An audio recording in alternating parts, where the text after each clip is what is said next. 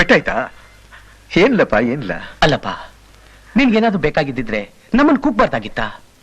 ಏನಿಲ್ಲ ಮಾವ, ಹೊರಗಡೆ ಹೋಗಿ ಸ್ವಲ್ಪ ಗಾಳಿಲಿ ಸುತ್ತಾಡ್ಕೊಂಬರೋಣ ಅಂತ ಅನಿಸ್ತು. ನನ್ನನ್ನು ಕೂಗಿದ್ರೆ ನಾನು ಬರ್ತಾ ಇದ್ದೆ. ನಡಿ ಹೋಗೋಣ. ಹೋಗಿದ್ ಬಾಪ್ಪ.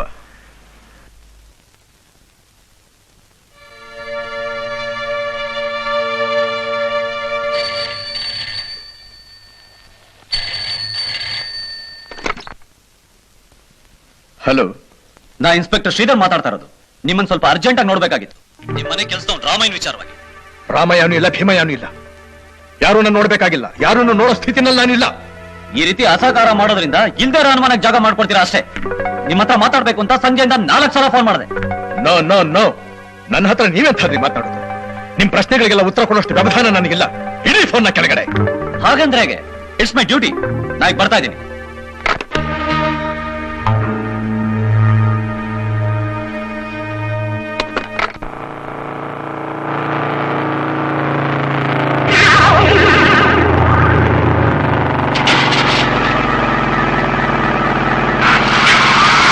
ಜಗನ್ನಾಥ, ಜಗನ್ನಾಥ, ಯಾಕಯ್ಯ ಶೌರ್ಯ ಯಾಕೆ ಬಿಟ್ಕೊಂಡು ನಿಂತಿದ್ಯಾ?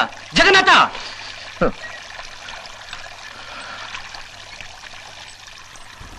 ಯಾಕಯ್ಯ, ಏನಾಗಿದೆ ನಿನ್ಗೆ? ನನಗೆ ಯಾಕೋ ಏನು ಮೈ ಕೈಲ ಒಂಥರ ಬೆಂಕಿ ಆದಾಗ ಆಗ್ಬಿಟ್ಟಿದೆ. ಬೆಂಕಿ ಆದಾಗ ಆಗ್ಬಿಟ್ಟಿದೆ. ಇಲ್ಲಿ ನೋಡು, ಬಾ ಬಾಪ್ಪ, ಬಾ.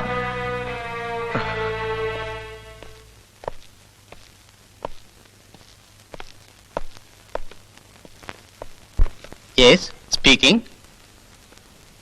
Is it? ಯಾರು? ಪೊಲೀಸ್ ಇನ್ಸ್ಪೆಕ್ಟ್ರಾ? ಓ,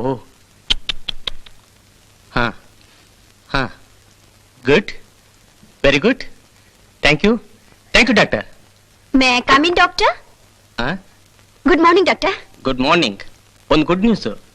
ಹಾ, ಜಗನ್ನಾಥ ರಾಯ್ಡು ಫೋನ್ ಮಾಡಿ ಗೋಪಿನ ಇಲ್ಲಿ ಕರ್ಕೊಂಬಂದು ನಿಂತ ಹೇಳೋಣ ಅಂತಿದ್ದೆ. ಅಷ್ಟಲ್ಲಿ ನೀನೇ ಬಂದ್ಬಿಟ್ಟಿಯಮ್ಮ. ಏನ್ ಡಾಕ್ಟರ್ ಅಂತ ಸಮಾಚಾರ?